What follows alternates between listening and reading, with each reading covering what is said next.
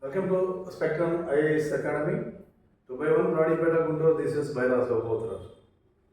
So today I would like to discuss about the preliminary general studies paper 1, how it is there, what is the syllabus it contains. All these things I would like to narrate on this whiteboard. Please see here, a preliminary examination is very important examination. We need to concentrate on first, what is the syllabus given by the UPSC? What is the pattern of the examination? What is the content it is there in the syllabus? How many subjects are there in the syllabus? First of all, each and keyword known by the students is very important. Here it is, see, preliminary examination contains 2 papers. So in this video, I would like to narrate or explain about General Studies paper 1. General Studies paper 1 is a very important paper. We need to secure 100 or more than 100 if you want to cross the first gate, preliminary gate. So all the students, you have to see what is the syllabus there in this UPSC preliminary examination. If you see here, it contains, these are the topics. First of all, you see, first one is the current affairs. Current affairs is an each and very important subject.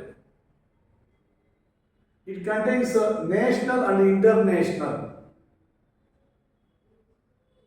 We need to study the national issues and we need to study the international issues. What are the topics are there in current affairs? Current affairs means, so what are the issues going on in the country and the world? Today we are seeing the sanctions by Trump on India and some other countries. How its impact is there? How the Indian economy will grow or decline? India will stand if sanctions are there by the USA. All these things we need to go through the keenly. Keen observation is very important. Because why? Because here the questions are given by UPSC in statements manner and assumptions manner and derive the conclusions manner, not single lines, single words. And we understand the issue. If you understand the issue properly regarding what are the things are going on nationally, internationally, we will secure more marks. For current affairs, we need to study newspapers, magazines regularly. And follow the TV news, standard magazines like Yojana, Kurukshetra, PW, political and economic, EPW, that means Economic Political Weekly. So these kinds of magazines help in securing the more marks in current affairs. Then come to history of India.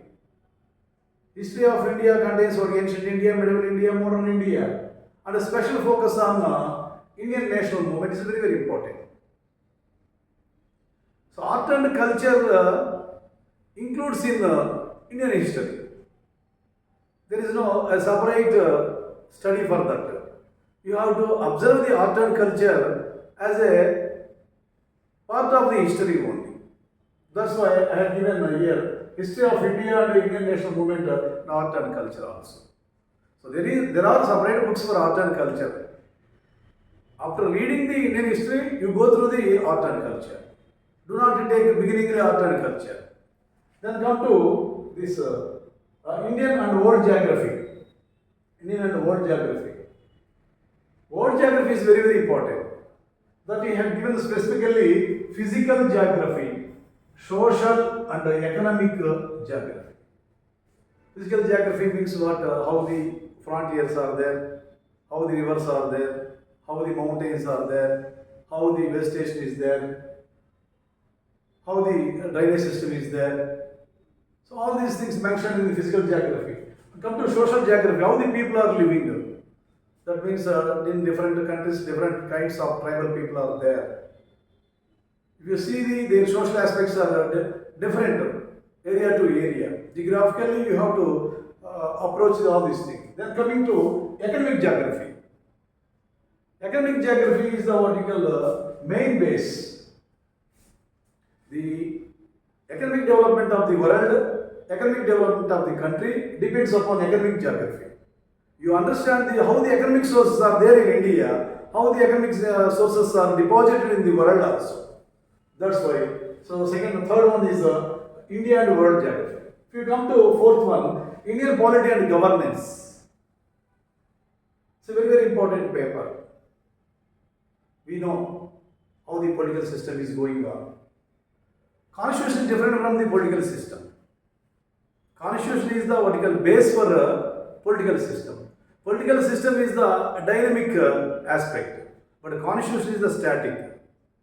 Based on constitution, the political system is going on. You understand what is governance, constitution, political system, and also special focus on panchayat raj system and public policy and the rights issues. This is an important area. Now come to economic and social development. Economic and social development. Economic development depends upon the resources, but utilization of consumption of resources leads to sustainable development. So we have to consume the resources not for these generations, and the coming generations also we have to provide the electricity, fuel, energy resources. That means environment, all these things. These are all the mentioned in the sustainable development. How the poverty is there, how the inclusion. Inclusion is very, very important. If you see before 90s, there was not much inclusion in Indian economy. A population is the base for any economy. If population is not there, no economy. The economic development depends on the population. So inclusion is very, very important. If you include all the peoples, align all the peoples into Indian economy and world economy, it leads to economic growth and development. This is an important one, You understand all these things. So inclusion, demographic, and the social sector, etc. Now coming to general issues on environment. Today environment is a good subject, a needful one, a necessary one. If the environment is not good, there is no sustainable development. There is no economic growth. The economic development, economic growth depends upon the environmental development. For that we need to know how the climate is changing. Environmental ecology, biodiversity, and the climate change is very, very important. For this, you read the newspapers regularly, Hindu and Inadu. It gives much strength to you. And you have to select the standard textbooks also. Now coming to general science. General science means human physiology, its functions, how the human body is working, related to physics, chemistry, biology. At the same time, scientific development like nuclear, missile, defense, nanotechnology, information technology, internet, AI, all these things will help you to develop the scientific things in your mind. So this is the important syllabus mentioned in preliminary. The students who are preparing for civil services, first of all, you understand what is the syllabus there. It contains that is 200 marks, 2 hours, 100 questions. At the same time, 1/3 minus marks also. If you cross the 100 marks, definitely you will cross the preliminary gate and you are eligible for the mains examination. So this is brief information regarding civil services preliminary paper, general studies and its syllabus. All the students to get the syllabus in the form of hard copies and observe the keywords, underline it. each and everything you have to prepare in a careful manner. It will give to success to you. Thank you very much.